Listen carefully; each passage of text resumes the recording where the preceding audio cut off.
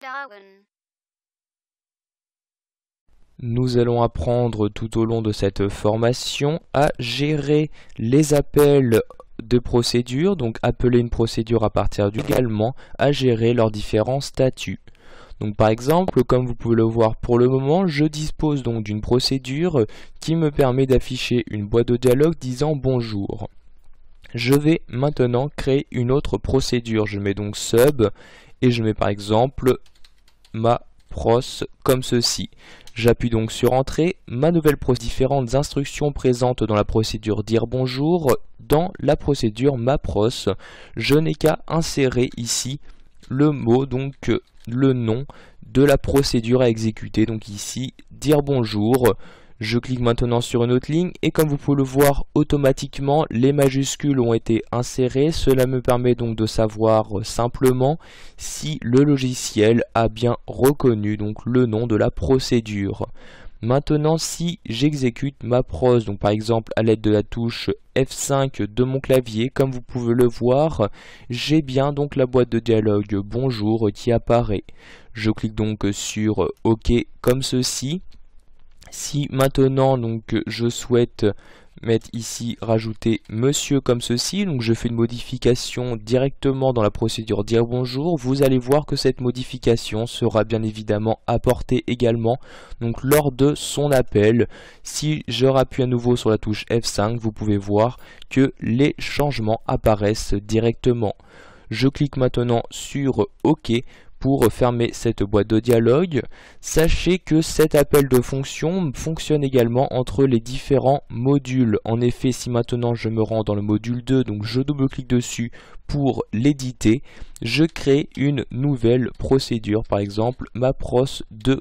J'appuie donc sur entrée et je fais à nouveau appel à la fonction dire bonjour.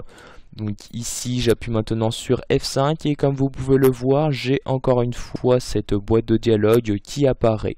Je clique maintenant sur OK pour revenir à VBE. Nous allons maintenant nous intéresser aux statuts disponibles pour vos différentes procédures. Donc, il faut savoir tout d'abord que le statut adopté par défaut par vos procédures est le statut public, c'est-à-dire que vous pourrez appeler vos différentes procédures entre les différents modules présents dans votre projet.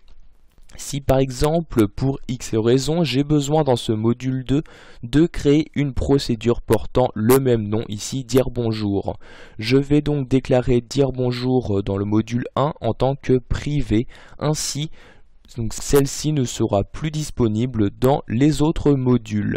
Donc pour déclarer ici dire bonjour en privé, je vais mettre un mot-clé avant le sub. Il s'agit du mot-clé private comme ceci.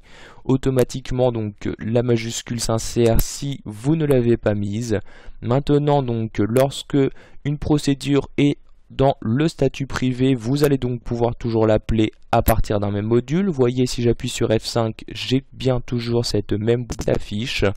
En revanche, si maintenant je me rends dans le module 2 et que j'appelle ici cette procédure que j'ai mis en privé, donc j'appuie ici sur F5, comme vous pouvez le voir, j'ai bien maintenant une erreur de compilation me disant sub ou fonction non définie.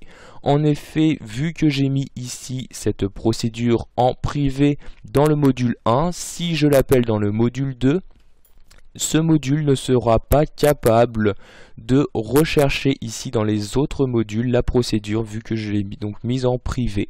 Je clique donc ici sur OK comme ceci, puis sur ce bouton pour réinitialiser mon projet. Voilà, vous savez maintenant comment faire appel à une procédure dans une autre, mais également à gérer son statut.